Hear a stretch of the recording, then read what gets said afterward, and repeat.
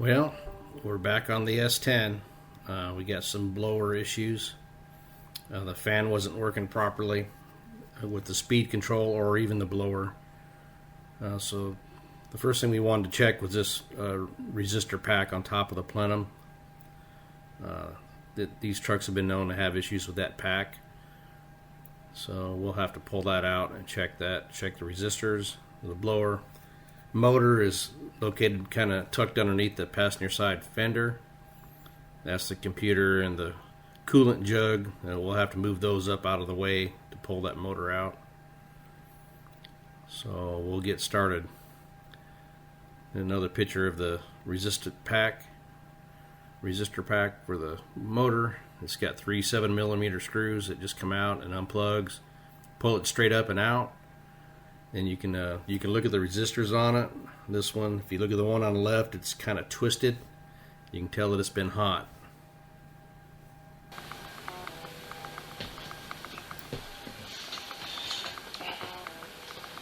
Hey everybody, this is Rocky from Doyer's Garage. I want to talk a little bit about this resistor pack that goes with the fan blower assembly for the 99 S10. There are ways to troubleshoot this. If you're able to look up the resistant readings on these resistors, what the ohm readings are, you can use an analog voltmeter, or you can use a digital voltmeter. I prefer the digital. You can ohm through these contacts in here with the meter, and it'll tell you if you're within the range.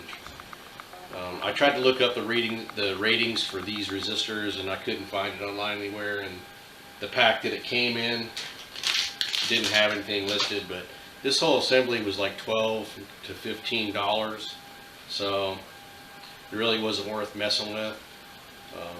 However, when we did pull it, the resistor that's on the left side here has been hot, and it's actually twisted and melted. So I'm 99% sure this was part of a problem with only having one speed on the blower. And then actually when the blower was operating, it wasn't operating very well, and it was barely blowing any air, and it was making noise. So once we pulled the motor out, you can probably see in the video, it was bad also. So between the combination of the two, we replaced both components, and everything's working like it's supposed to.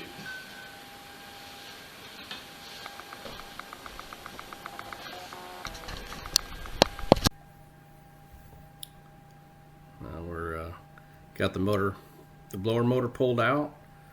You can see I had a rag stuck underneath there to stop my screws from slipping down into the wheel well. I kept dropping them. It's a little dirty. We're going to have to get under the wet and dry and some towels and kind of clean it up. There's some debris in there that we need to get out. Here you can see we just kind of laid over the computer without unplugging it because everything was so brittle I was afraid it was going to break. And need to clean this up a little bit before we can put the new motor in.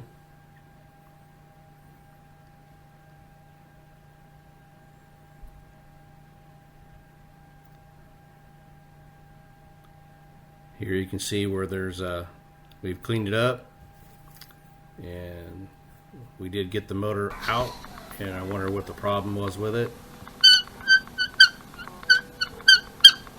Yeah, you guessed it. Bad bearings. It was shot, so we needed to replace it. Well, we had two issues with this system. The relay pack and the motor were both bad. Here we got the new motor installed, and we're getting ready to put the coolant jug back in. The new resistor pack is in and plugged in. And now everything's back into place. We put a new cooler jug in also. The old one was leaking. And our harness is all plugged in nice and tight. Okay, we're going to attempt to test the blower motor. Turn on the switch. See if we have all the speeds. And we got to turn the system on. There's 1, 2, 3, and 4. They're all working. Before we only had one speed, it was on high all the time, and it really wasn't working that well. But it wound up being, the motor also was bad, so we replaced it. Everything is working good.